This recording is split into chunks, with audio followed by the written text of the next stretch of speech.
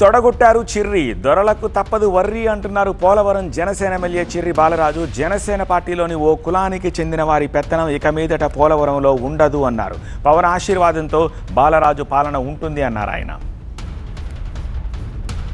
Polavaram Janasena MLA Chirri బాలరాజుకు చిర్రెత్తుకొచ్చింది. పోలవరంలో Karatam family పెత్తనాన్ని ఇక సహించేది లేదన్నారు బాలరాజు. కారు వెనుక కారు పెట్టి 50కి పైగా వాహనాలు పెట్టి భారీ ర్యాలీ తీశారు పోలవరం ఎమ్మెల్యే. కారుపైకెక్కి ఖబర్దారంటూ తన ప్రత్యర్థులకు వార్నింగ్ ఇచ్చారు. పోలవరంలో దొరల పాలన అంతమైందంటూ స్టేట్మెంట్ ఇచ్చారు. ఈ 2 ఏళ్లలో ఎన్నో అవమానాలు పడ్డాం, మన నాయకులతో ఎంతో ఇబ్బంది పడ్డాం. అయినప్పటికీ ఈ రోజు చెప్తున్నాం, ఈ దొరల పాలన నుంచే ఈ రోజు పోలవరం నియోజకవర్గం విముక్తి జరుగుతోంది. ఇంతకీ ప్రకటనకు కారణం ఏంటా అని ఆరా తీస్తే అసలు విషయం చెప్పారు చిర్రి బాలరాజు. 2 రోజుల క్రితం సమాచార వారధుల నియామకం కోసం ఏర్పాటు చేసిన సమావేశానికి తనను ఆహ్వానించలేదన్నారు. 2 ఏళ్లుగా తనను మానసిక క్షోభకు గురి చేస్తున్నారన్నారు. కరాటం సాయి తనపై కుట్రలు చేస్తున్నారన్నారు.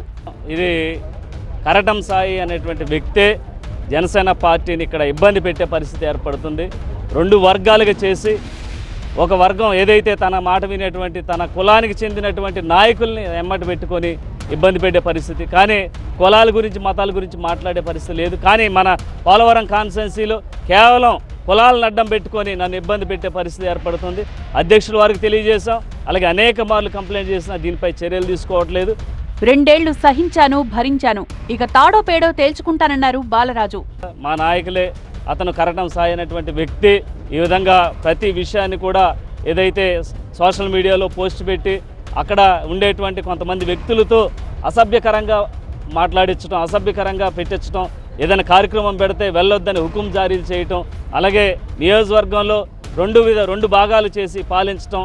వచ్చే స్థానిక సంస్థల ఎన్నికల్లో తాను నిలబెట్టిన అభ్యర్థులే జనసేన అభ్యర్థులన్నారు ఎమ్మెల్యే. ఈ రోజు నుంచే జనసేన పార్టీ పోలవరం నియోజకవర్గంలో సవాల్ చేస్తున్నా.